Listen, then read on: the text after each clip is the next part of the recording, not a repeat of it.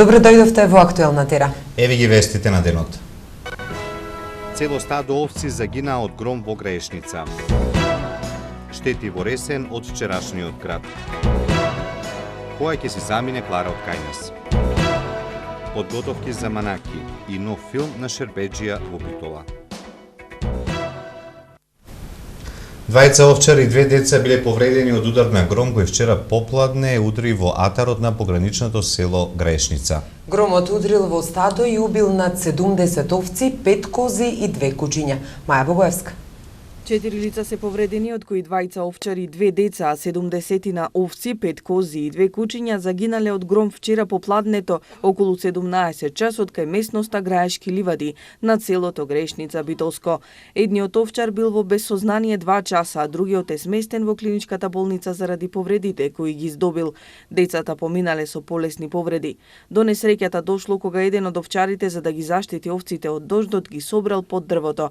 Громот паднал на неколку метра од местото каде што беше стадото, а електрицитетот ги усмртил овците. Стадото овци кое настрада од громот беше на семејството Усеиновски од соседното село Кишава.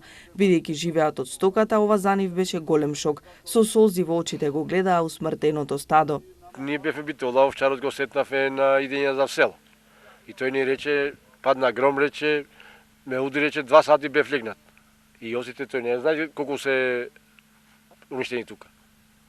И ние дојдеме со детето тука со тракторот и кога ги видовме овие тука што се на болница 1, тој е од Жабени, тука ги има овците ги паси во Граешница и тој на болница не знаеме како е сега, вика дека поарна. Ама не знаеме, и овој нашиот што имаме ние овчарот поарен е. Ова е голема штета за нас. Имам плюс 3 деца мали, со тоа се гледаме. Значи, ние тоа живееме тука. Ова е втора несреќа во селото Граешница која се случува во рок од еден ден. Вчера во раните утрински часови пожар ја зафати куќата на 7-членото семејство Талевски од Граешница, која изгоре до темел, а семејството остана без покрив над главата. Силниот град со големина на урев, кој вчера го зафати Преспанскиот регион, нанесе штета на околу 3000 хектари овошни насади, со што го уништил родот за 30 до 100%. Невремето предизвика поплави по улиците, а оштетени се и автомобили. Весна Шеровска. Јаболковите насади во Преспанско претрпеа големи штети од градот, кој вчера во 15 часот го зафати овој регион. Градот со големина на урев и јајце нанесе штети на околу 3000 хектари овошни насади, при што го оштети родот од 30 до 100%. Според првичните информации, околу 70% од овошните насади засадени со јаболка се уништени. Ова денеска беше едно невидно невреме што зафати територијата на Преспа. По наши првични сознанија, околу 70% од овошните насади засадени со јаболка се уништени, тоа некаде околу 3000 хектари. Ево, како што гледате, штетите се огромни. Значи не само за оваа година, туку и наредните 2-3 години уништена и пупката. Голема штета. Се надеваме дека државата ќе ни излезе со сусрет и дека ќе барем во еден мал дел ќе успееме да ги покриеме дел од штетите. Зафатен е најголемиот дел од Преспа, значи нашите овоштарници се комплетно уништени. Значи се работи за една голема катастрофа, за една голема природна непогода која што денес ја зафати Преспа, го зафати Преспанското подрачје, каде што според првичните сознанија кои што ги добиваме од теренот, некаде над 70% од овошните насади кои што се наоѓаат на подрачјето на Преспа се зафатени од оваа катастрофа, од оваа елементарна непогода и јаболковиот род, годишниот јаболков род навистина во голема мера речиси целосно е уништен. Ова е голема катастрофа, ова што се случи годинава за преспанските земјоделци ќе има навистина страшни последици не само по джепот, да речам, и по социјалниот статус на преспанските овоштари, туку ова ќе се одрази во наредните години, бидејќи оштетувањата на овошките, како што може да се види на теренот, се многу големи и ќе имаат да се разбира далекусежни последици и во текот на наредните години. Заменик министерот Ванчо Костадиновски при вчерашната посета на погодените реони посочи дека владата ќе ги разгледа можностите да им се помогне на оштетените овоштари. Вака заклучивме дека во прв момент треба да се реагира со детална и темелна анализа за висината на штетата што е направена на народот и да видиме да во кој износ и како ќе реагираме со некоја мерка. Значи ќе го разгледаме ова и на влада и нормално ќе донесеме некој заклучок. И можам да кажам дека за несреќа, значи ова треба да биде потсетување, мислам како несреќа треба да биде потсетување за сите земјоделци, за сите мерки за директна финансиска поддршка на земјоделците да можат во што е можно поголем број да искористат, како што е субвенционирањето на осигурителните полиси, значи кои што можат да ги набават за да го осигурат родот. Невремето предизвика и поплави по улиците низ градот, а оштети и автомобили.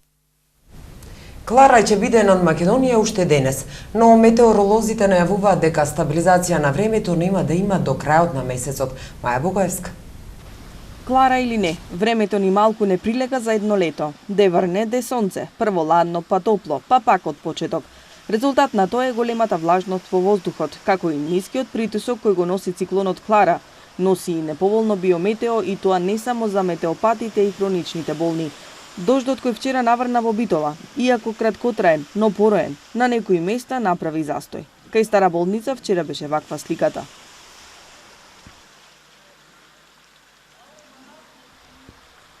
Метеоролозите за денес и наредните денови најавуваа дека во попладневните часови ќе има локализирана појава на пороен дожд и грмежи, но предпладне ќе биде претежно сончево, а температурата повторно ќе биде во пораст. Стабилизација на времето не се очекува до крајот на месецот, но од четврток ќе се намали интензитетот на врнежите. Центарот на циклонот Клара е над Северна Италија, влијанието му е над Балканот. До денеска ќе биде активен, пошто наредните денови ќе почне да се повлекува и слабее. Ке слабеат и дождовите и ветровите. И понатаму се можни локални врнежи и електрични празнења, но не се очекува драстична ескалација на временските услови, велат од управата за хидрометеоролошки работи.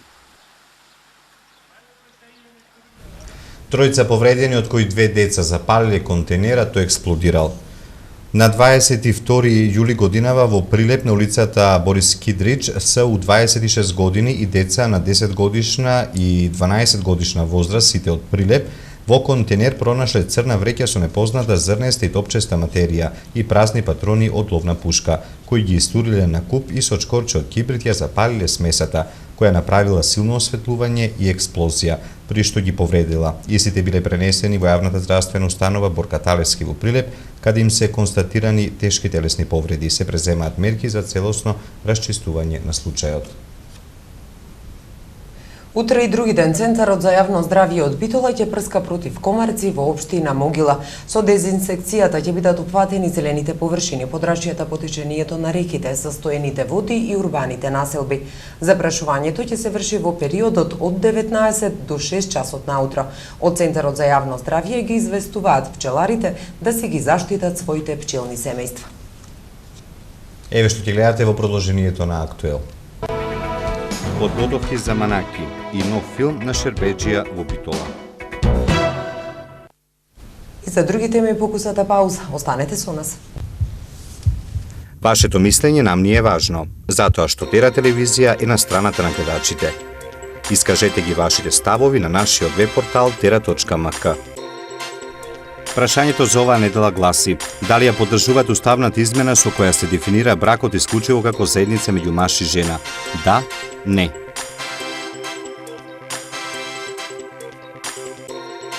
За резултатите од анкетата читајте на tera.mk или гледајте во вестите на Тера телевизија.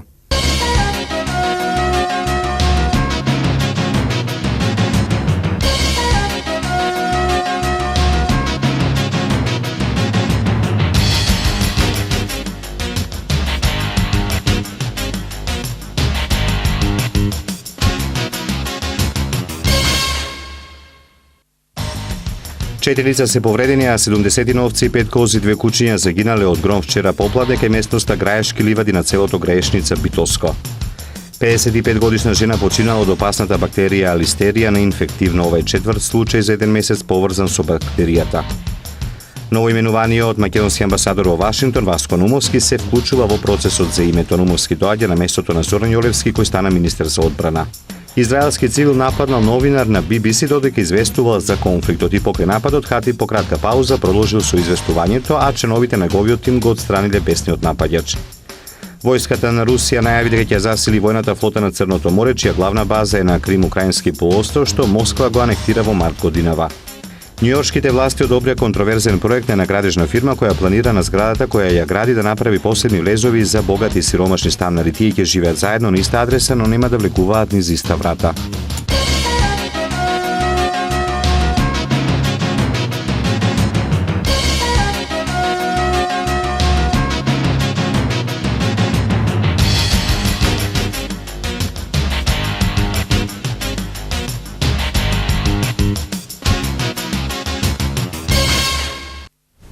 Синоќ ја починала пациентка која од 7 јуни се лекува од листериозен менинgoенцефалит на клиниката за инфективни болести во Скопје. Станува збор за пациентка на возраст од 55 години која спаѓала во ризична група пациенти поради хронични заболувања. Ова е четврто починато лице од бактеријата листерија во Македонија. По еден подолготраен третман во кој што се постигнати и целосно елиминирани причинителите на болеста, значи една комплетна санација на ликворниот наод кој јас ни служи како параметар за проценка на ефектите од лекувањето, резултат на трајните нарушувања кои што од почетокот беа регистрирани е и овој фатален ишод. Значи пациентката и покрај тоа што се преземени сите мерки за нејзино успешно лекување заврши со фатален ишод. Хонорарците се бришат од списокот на невработени и ќе плаќаат придонеси. Ова го предвидуваат најновите измени на 4 меѓусебно поврзани закони за кои се бара да бидат донесени по скратена постапка. Владата од 1 јануари идната година ќе ги избрише од листата на невработени хонорарците и лицата кои работат со договор на дело или друг вид договор. Во исто време, овие лица покрај персоналниот данок што го плаќаа досега, ќе мора да плаќаат и придонеси за пензиско и за социјално осигурување. Во оваа категорија спаѓаат сите лица кои остваруваат годишни приходи повисоки од 12 минимални загарантирани плати. Оние пак кои заработуваат од повеќе хонорари или од повеќе договори на дело, придонесите ќе ги плаќаат на збирниот нето износ на приходите, ако тој го надмине износот на минималната плата утврдена со закон. Законска обврска е на хонорарците и на нивните работодавачи да го пријават хонорарното работење или договорот за дело кај соодветните институции кои треба да ги внесат во сопствените регистри. Ова го предвидуваат најновите измени на 4 меѓусебно поврзани закони за кои се бара да бидат донесени по скратена постапка, а пратениците ќе гласаат за нив денеска. Невработено лице или друго лице кое што бара работа не може да биде евидентирано во регистрите доколку има склучено договор за дело, авторски договор или друг договор за кој се плаќаат придонеси од задолжително социјално осигурување согласно со закон, стои во предложената измена на членот 53 од Законот за вработување и осигурување во случај на невработеност во кој се додава нов став. Променета е и висината на казните што ќе ги плаќаат овие граѓани ако не ги почитуваат законите, но и работодавачите ако не постапуваат според измените на овие закони. Со глоба од 200 евра ќе биде казнето невработено лице кое зема хонорар или работи со договор на дело ако инспекторите го најдат како работи кај некој работодавач, а со ист износ ќе биде казнет и работодавачот. Глоба во износ од 500 до 1000 евра ќе му се изрече на обврзникот за уплата на придонесите сам за себе доколку не го достави договорот за дело или авторскиот договор или друг договор до Фондот за пензиско и инвалидско осигурување на Македонија. Крис Менџис доаѓа во Битола како добитник на наградата Златна камера 300 за животно дело на 35-тото издание на браќа Манаки, годинава од 13 до 19 септември во Битола. Вкупниот буџет за годинава е околу 250.000 евра. Оливера Михајловска. Жива легенда во филмскиот свет. Роден во 1940 година. Врвен светски кинематографер, кој во последниве 20 години работел со светски звезди како Роберт Де Ниро, Кейт Винслет, Кейт Бланшет, Джек Николсон и многу други. Добитник на 2 Оскари, по 3 години преговори, Крис Менџис доаѓа во Битола како добитник на наградата Златна камера 300 за животно дело на 35-тото издание на Интернационалниот фестивал на филмска камера браќа Манаки од 13 до 19 септември во Битола. Има добиено 2 Оскари за, според мене, ремек дела на светската кинематографија за Полиња на смртта и Мисија во 1984-та и Мисија во 1986 година. Значи, во Битола ни доваѓа еден од најголемите имења на светската кинематографија, Крис Менџис. Навистина можам да кажам дека сме многу горди што тој пристигнува на 12 септември. Нажалост не може да остане цело време со нас, бидејќи во тоа време има работа и снима, но останува до 18, така да скоро цел фестивал ќе биде тука со нас. Општина Битола, Друштвото на професионални филмски работници на Македонија, Филмскиот фонд, Кинотека на Македонија, Министерството за култура и спонзори се главните чинители на овој фестивал кој ги поместува светските граници.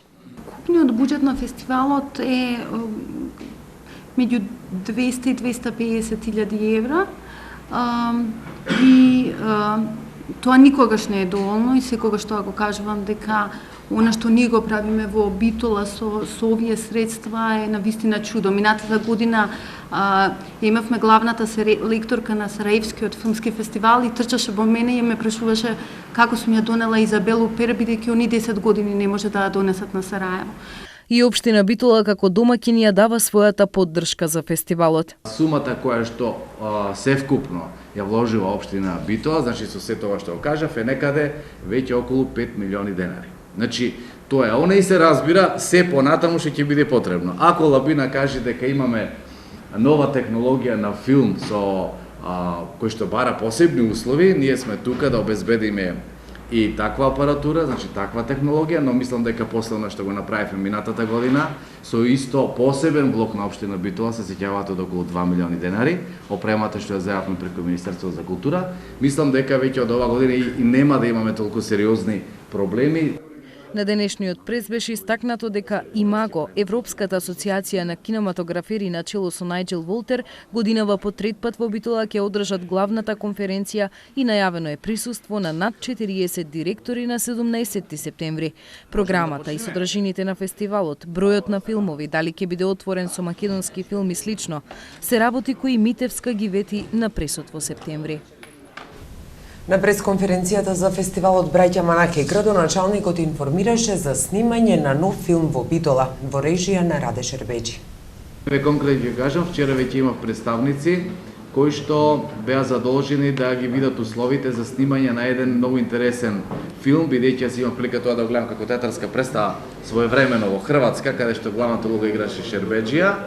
Раде Шербеџија сега се појавува како режисер и како што разбрав, од 14 недели снимање и подготовки за филмот, 12 недели ќе бидат во Битола.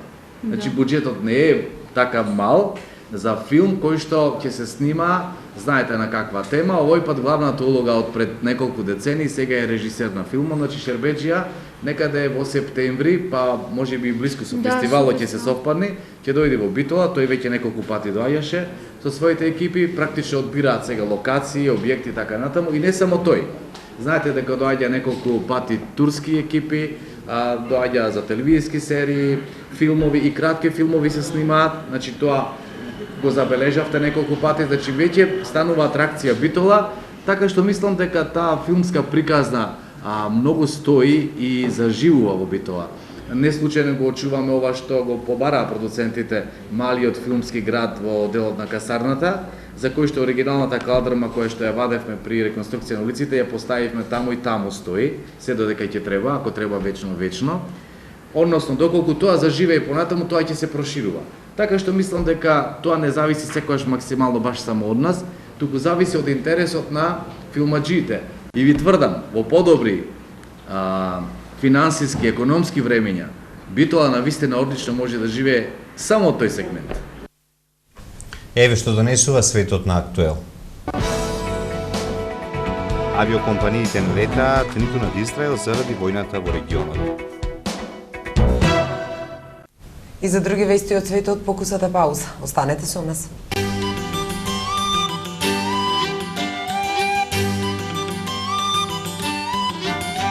Хераклеја, антички центар на модата.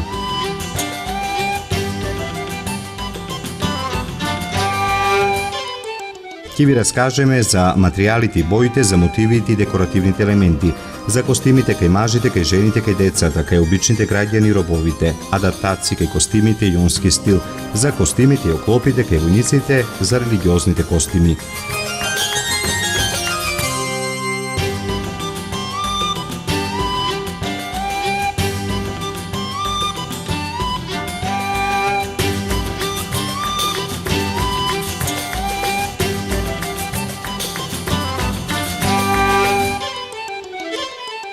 Недела, 27 јули, Битолски народен театар, 20:30.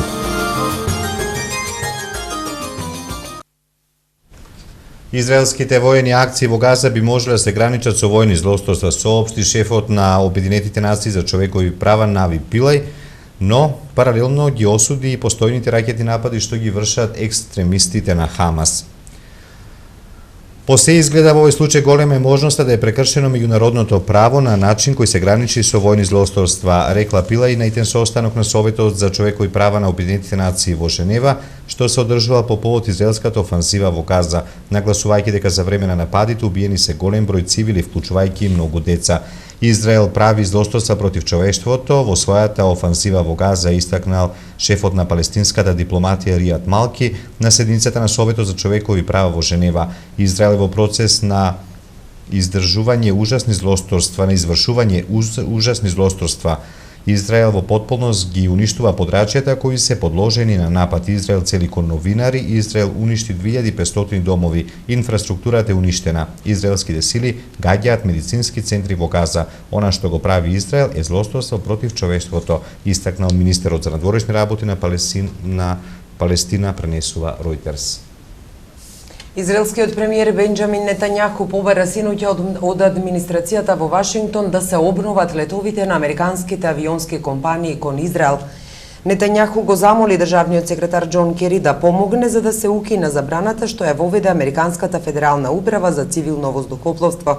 Реакцијата на израелскиот премиер доаѓа по одлуката на агенцијата да го забрани летањето на американските компании да летаат кон и од Израел, откако една ракета лансирана од појасот Газа падна на околу 1,6 километри од аеродромот Бен Гурион крај Тел Авив. Европската агенција за воздухопловна безбедност ЕАСА реагираше веднаш на решението на агенцијата, па на сите европски авиокомпании кои летаат кон Израел им препорача да ги запрат летовите кон Телавивскиот аеродром. Германската компанија Lufthansa и незината група во која се и Austrian Airlines и Swiss, не чекајќи на препораката на ЕАСА, ги запреа за 2 дена сите своји летови кон и од Израел. Таквото решение го прифатија и француските и холандските авиокомпании, како и Алиталија, Ер Канада и нискобуџетската компанија EasyJet, која секој ден има лет од Лондон кон Тел Авив. Експерти за безбедност во авионскиот сообраќај оценуваат дека ваквото решение на Американската агенција и на Европската ЕАСА е сосема разбирливо по тешкиот инцидент од минатата недела кога беше соборен еден малезиски патнички авион над украинската територија.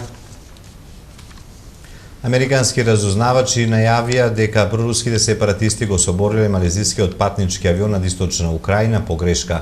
Според представниците кои сакале да не бидат именувани, не биле најдени докази за директна вмешаност на Русија во соборувањето на авионот со ракета земја-воздух. Иако нема никаква врска со Москва, американските разузнавачи соопштија дека Русија создала услови за соборување на авионот. Тие исто така навеле дека немаат сознанија дали руси биле присутни при лансирањето на ракетата, а не сакале да кажат дали екипата која го сторила тоа била обучувана во Русија. Сепак, според нив, руската армија ги тренира бунтовниците во голема база во Ростов за користење различни видови оружја, вклучувајќи и противвоздушни системи. Американските разузнавачи изјавија дека решиле да ги брифираат новинарите во Вашингтон со цел да одговорат на дезинформациите од Русија и тамошните државни медиуми околу трагедијата. Имаме голем број докази и разузнавачи за да го поддржиме она во што ние веруваме дека е вистина, рече Мари Харф, портпаролката на Стейт департментот. Во Русија се појавија многу објаснување за соборувањето на авионот од атентат врз претседател Владимир Путин, кој се враќал од Бразил преку очајнички обид на Запад да биде вклучен во битката за источна Украина до неуспешна мисија за масовно убиство на руски граѓани. Трупот на луксузниот прекоокеански брод Коста Конкордија, кој се насука во Италија пред 2,5 години, денес ќе биде отстранет од гребенот кај островот Гилјо и одвлечен кон Дженова, каде што ќе биде расклопен и исечен. Во операцијата со досега невидени размери, експертите трупот на превртениот и делумно потонат брод од 290 метри, двојно поголем од Титаник, од септември минатата година го креваа, ја испумпуваа водата и го подготвуваа за последното пловење. Целиот овој подвиг на американско-италијанскиот конзорциум чинел дури 1,5 милиарда евра. Конкордија тешка 114.500 тони, ја влечат 2 брода, а ја следат уште 12, чии екипажи ќе се собираат се што ќе падне од неа и ќе проверуваат дали има загадување на морето од остатоци од гориво, масло и други штетни материи. И веднаш ќе ги собираат. Бидејќи ризичниот конвој ќе мине и низ територијалните води на Франција, министерката за заштита на животната средина Сеголен Ројал најавила дека ќе следи операцијата од специјален брод, што ги налутило италијанските власти, кои тврдат дека направиле се за Конкордија да не доживее уште една несреќа. Сега за времето во наредните денови.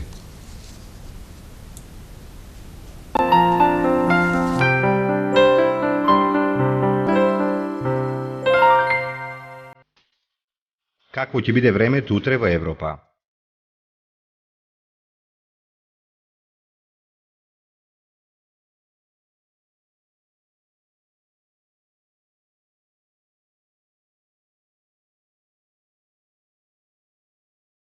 За времето утре на Балканот.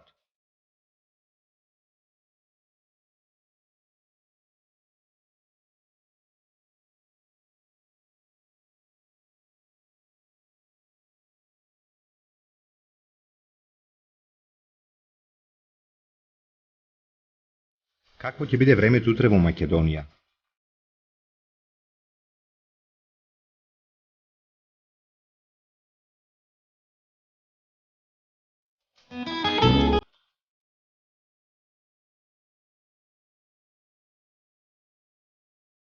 Следува временската прогноза за времето утре во регионот.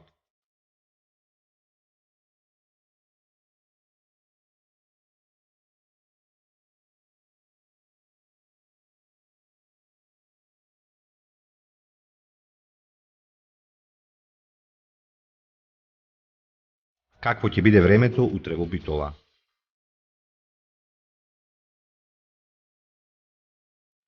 Следува временската прогноза за следните денови во Битола. Какво ќе биде утре времето во Ресен? Следува временската прогноза за следните денови во Ресен. Евеа прогнозата за времето утре во Прилеп. Какво ќе биде времето во наредните денови во Прилеп? Какво ќе биде времето утре во Кичево? Следува временската прогноза за следните денови во Кичево.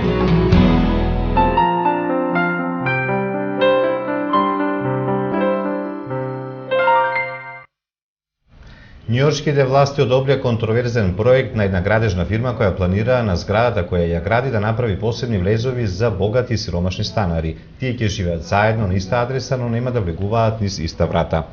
Компанијата Екстел планира да изгради 33 катови на Менхетен недалеку од Централ парк и реката Хадсон, каде станарите во зависност од длабочината на џебовите ќе влегуваат на голема главна врата или на споредната до која се доаѓа од малата скриена улица.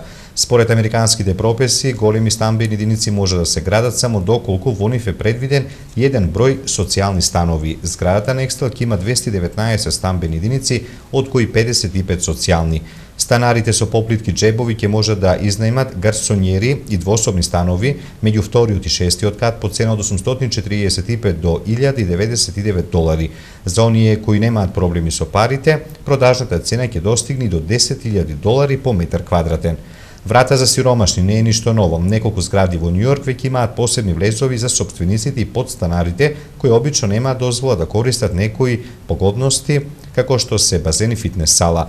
Представникот на Менхетен вели дека воидни на слични проекти ќе бидат забранети бидејќи ја фаворизираат дискриминацијата меѓу американците. Селфито стана толку популарно што сега може и да го јадете. За $75 во Америка може да се купи паметен тостер кој ќе ви испече лепче со вашиот лик. Оливера Михајловска. Модата со селфињата се пренесе и во којната, каде што портретите се прават не со мобилен телефон, туку со помош на паметен тостер. Така веќе секој ќе може да го изеде собственото лице или пак она на својот сакан за појадок. За целта, љубителите на оваа иновација треба да испратат своја слика на компанијата производител во американската сојузна држава Вермонт и по една недела ќе добијат апарат прилагоден да пече тост лепчиња со добро препознатливи слики. Компанијата ветува дека ако клиентот не се препознае на тост лепчето, може да го врати тостерот и да си ги земе парите назад. Вакво селфи задоволство ќе ве чини $75 плюс доплата за достава. Овој специјален тостер го произведува компанијата Burnt Impression од Вермонт, каде што може секому да му направат тостер по желба и откако ќе го добие, ќе може секој ден со своите најблиски да јаде печени лепчиња со својот лик. Покрај ликови, компанијата изработува и тостери со символи, па неодамна на пазарот пласираше Христов тостер, мировен тостер и друго. Популарната модна блогерка на Балканот Зорана Јовановиќ. Нејзиниот моден блог е zorana.com, има неверојатно над 15 милиони прегледи од целиот свет, мощно популарна е на социјалните мрежи Facebook, Twitter и поново на Instagram. Нејзината примерна професија е модното блогерство на закажаното дружење во Хаус бар на Широк Сокак од 16:30. Со обитолчанки ќе сподели многу корисни совети и искуства од светот на модата. Тоа беше се што ви подготвивме за денешното издание на Се гледаме утре во 5 до 5.